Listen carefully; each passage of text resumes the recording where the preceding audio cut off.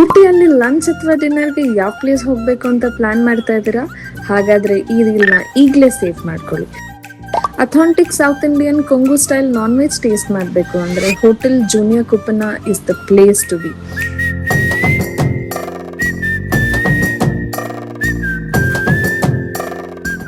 ಮೊದಲು ನಾವು ಆರ್ಡರ್ ಮಾಡಿದ್ದು ಪರೋಟಾ ಜೊತೆ ಪೆಪ್ಪರ್ ಚಿಕನ್ ಕರಿ.